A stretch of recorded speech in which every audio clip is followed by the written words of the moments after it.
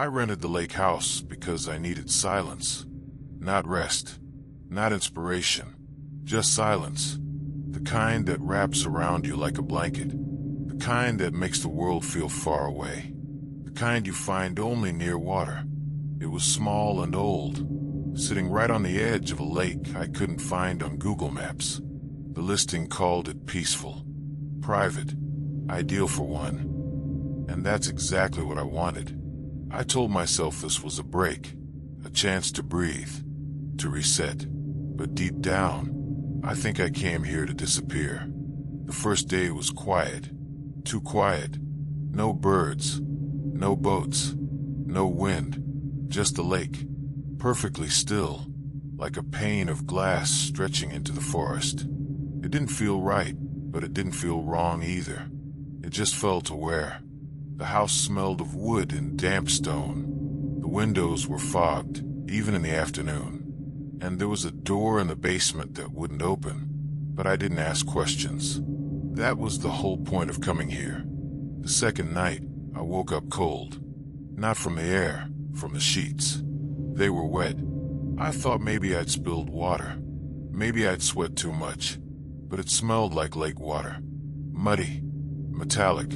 There were footprints, too, leading from a back door to my bed.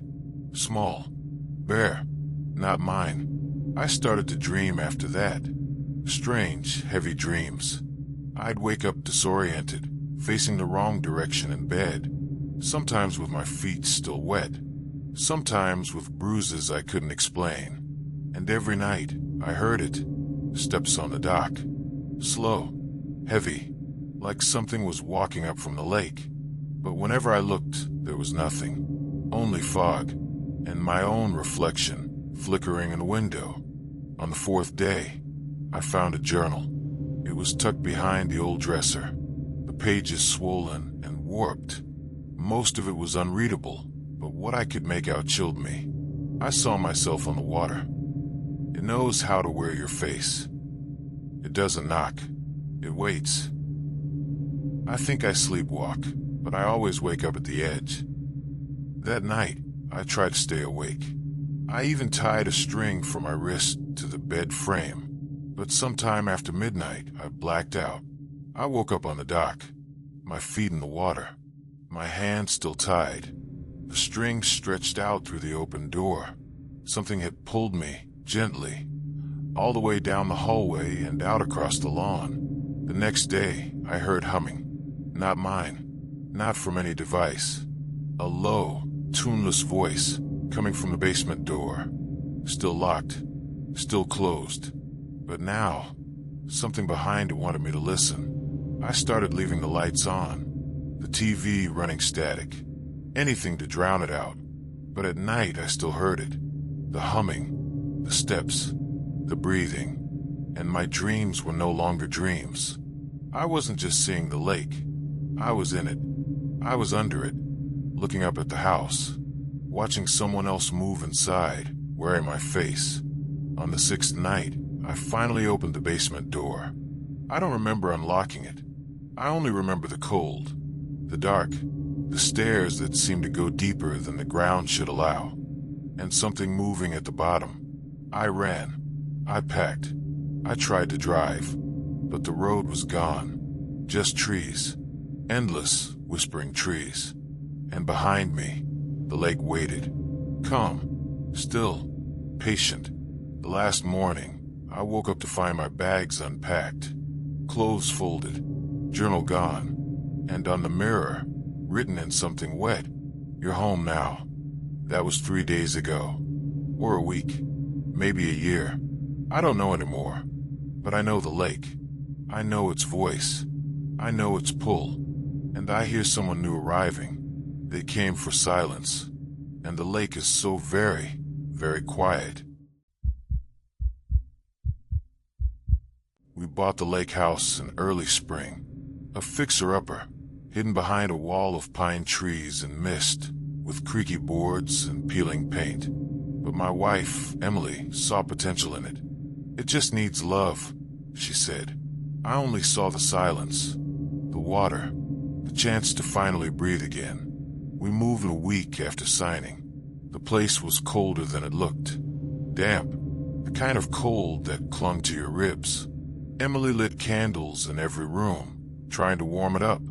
I watched her through the window, her reflection dancing with the flames.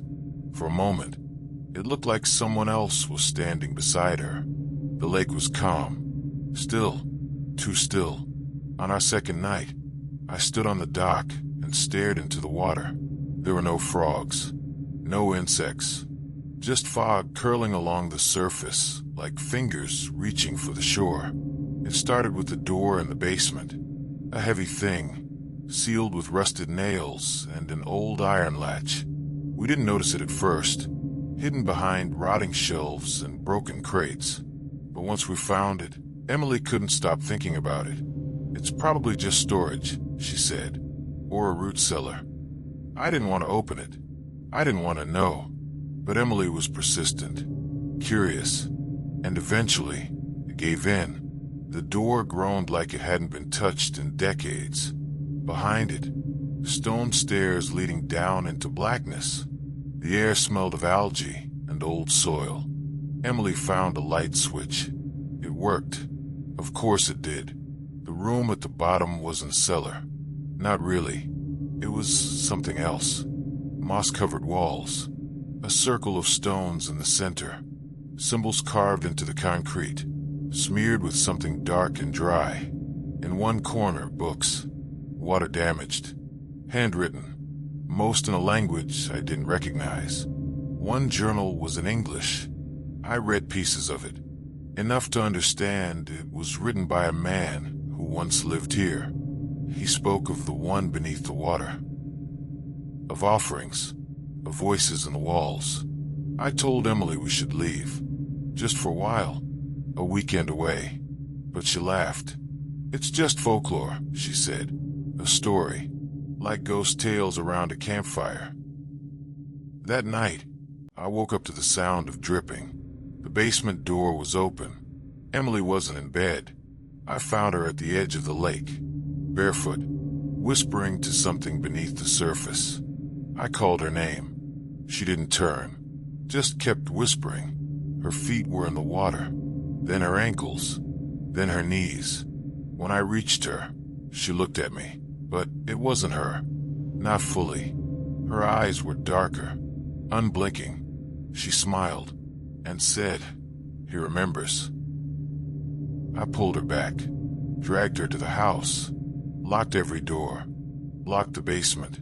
But she was quiet the next morning, staring at the lake through the window. That's when I started hearing it. The hum, like a chant. Low, deep, vibrating in the walls at night. I found new pages in the journal.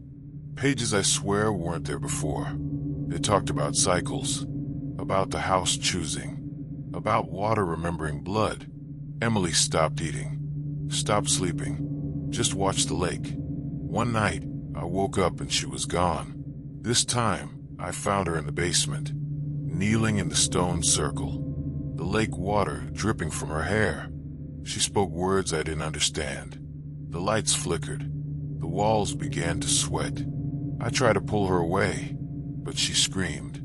Not with her voice, with something else's. It knocked me back.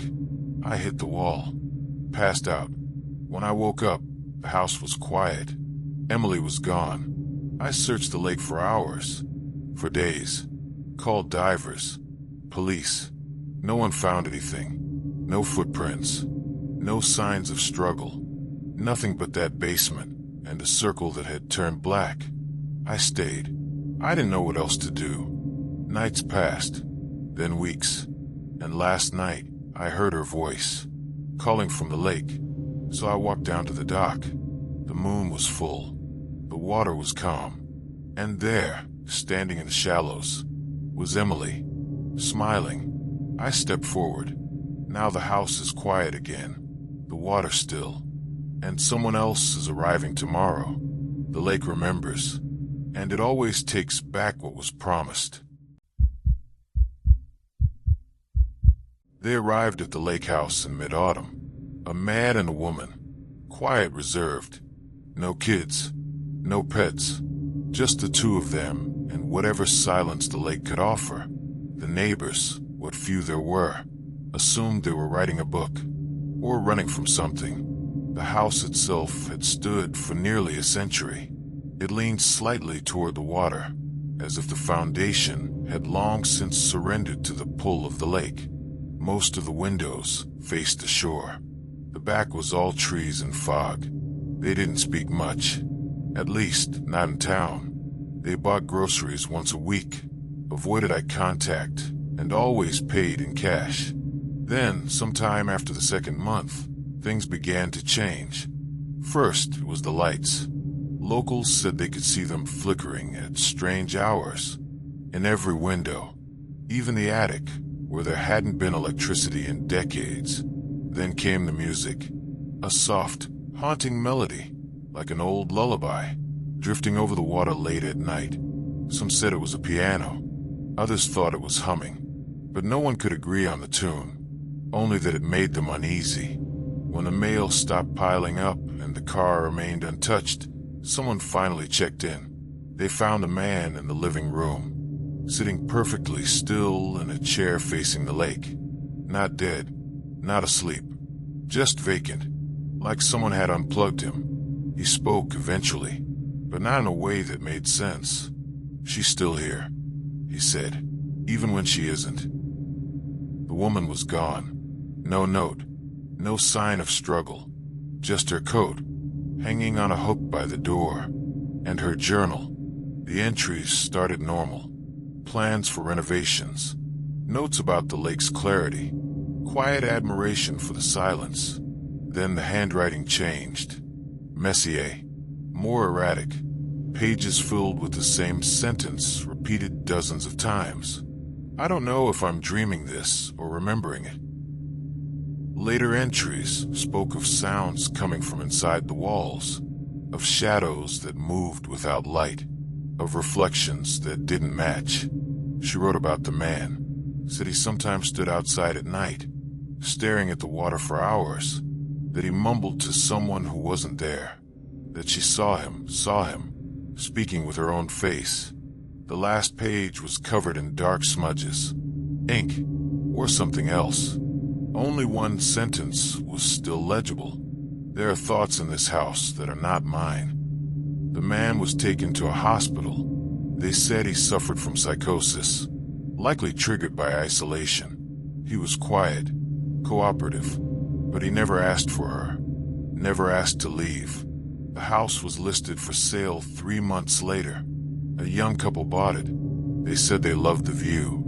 The lake remains quiet, but sometimes, just after sunset, neighbors swear they hear humming and see 2 silhouettes in the upstairs window, even though the couple lives alone. If you enjoyed this story, don't forget to like the video. It helps more than you think. And if you want more true horror stories like this one, subscribe.